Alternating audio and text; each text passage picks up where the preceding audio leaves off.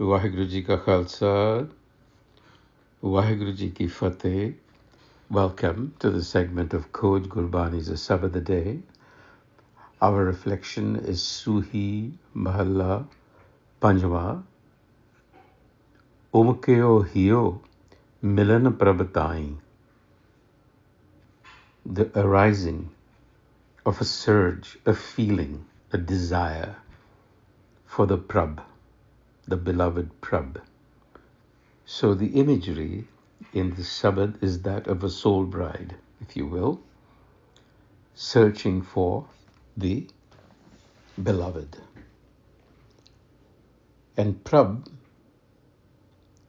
is the existential reality within which the seeker and her longing occurs. So the issue is the Param. Param Param Ayo To Nadar Na Pai is the concluding line of the first stanza. That is the issue. The consciousness of separation to begin with. So let's reflect on the Sabad. Suhi Mahalla Panjwa, Umkio Hiu Milan Prabh Tai. My heart surged with longing. A desire arose in my mind. Milan Prabh Tai, to meet with Prabh. Khojat charyo, dekho prajai. Khojat charyo. Charyo is to stand up, to get up. I set out searching, hoping to see where my beloved dwells. Now you see the confusion that's developing. I had a desire, and I stood up and started searching. Not only searching, but also Sunat Sadesaro. I listened, I heard to many messages regarding the beloved. Sunat Sadesaro Pre. And as a result, Grah Sej Vichai. Grah Sej Vichai. I spread out the nuptial bed within my home, within my heart. So I heard this, I went out searching, and then I heard that actually the Prabh is within. So I laid out, I prepared within. Parama Paramayo Tau Nadar Na Pai. This is the key. Tau Nadar Na Pai. Despite preparing myself within, I could not get nadar, grace. I did not get the vision. Why? Because Param Ayo. I kept coming within the ego. So you see, the wandering is not simply physical. The seeker, the bride soul, is imagining Prabh as an absent being whose dwelling must be found. She goes out, then she listens, then she comes back inward, prepares the bridal bed. But even inward spirituality can preserve duality. It can say, I am here, and the beloved must come within. So this wandering is not merely physical. It is a movement generated by Param, the illusion that Prabh is elsewhere. The outward trek is simply the symptom. The ego's delusion that the Prabh is elsewhere is the engine that drives all of this. So therefore, Guru Arjan here, using the same root sound, Param, that resolves in the final line, The very wandering of the first stanza here is the param that is dispelled by the Guru in the fourth. So, the reason she does not obtain nadar is because grace hasn't happened. Prabh cannot be seen as one object sees another. What is acquired is not a better place to look, meaning inward, but the dawning of grace that transforms seeing itself. So you see where the problem is. And then in Rahul, the important question is raised again. Kin bid hero tire nimano. Kin bid. By what means? How? Kin bid hero. By heart. Tire nimano. This is the condition, the precondition rather, that is necessary. So the Guru is asking, by what means do I still my mind? Tire. Stillness, groundedness, because the mind is not grounded. So what method should I adopt to still the mind? Now he's beginning to give us the solution. Nimano is the other condition. It's usually translated as humility, but what it means is surrender, surrendering. Mil sajan how tujh kurbano. Mil sajan, to meet the beloved friend. How tujh kurbano, you have to surrender your ego. You have to give yourself up. So the heart has to become the vulnerable center, nimana. It is restless because it imagines itself to be a self-existing I, separated from the same reality that it is looking for. And no material possession, no worldly accomplishment, no spiritual technique or emotional distraction can steady such a heart, because its anxiety is arising from a misunderstanding of its own existence. Meet me, O beloved, here does not mean that the Prabh must travel from elsewhere. The meeting occurs simply when the ego consciousness awakens to the Prabh that was never absent. And then in the second stanza, Eka sej vichi tan kanta. Eka sej vichi tan kanta. We are the ground of being is the same.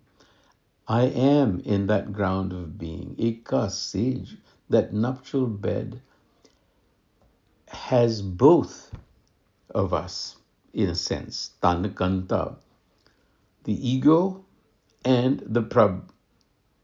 The bride and her husband here are on the same bed, but the bride lies asleep, the ego is asleep, while the beloved, the Prabh, is ever awake. Because, why? Tan sutti pir sad jaganta piyo madhuro, intoxicated. Tan matavanta, the wife is intoxicated. That is why it is unaware. What is it intoxicated with? With Maya. The intoxication of the world has essentially blocked her consciousness. Tan jagge je pir bulanta. And the bride awakens only when the beloved wakes her, speaks to her. And we will see how that happens. So, the seeker and the Prabh that it seeks to find do not inhabit separate worlds. They share the same bed of existence. In fact, the Prabh is not merely another occupant of that bed, The Prabh is the existential reality constituting the bed. It also constitutes the bride. It constitutes the bride's consciousness. And it also constitutes the possibility of relationship itself. This is the inseparability, the oneness of Ikoankar. The bride sleeps because ego is absorbed in its limited identity, identifying and experiencing herself as isolated. So, Maya is not simply material pleasure. It is the very structure. It is our very structure. We are given this structure. How? How which aya? How which gaya? So we come with this structure that gives us this feeling of separateness. And that is the illusion that has to be overcome. That's the game, really. Bhai nirasi bahut din lage, देश दिसंतर में सगले जाके. So, it's taken a while. I have become desolate. Bhai narasi. I have traversed many a distant land. Desh disantar. I have looked into them.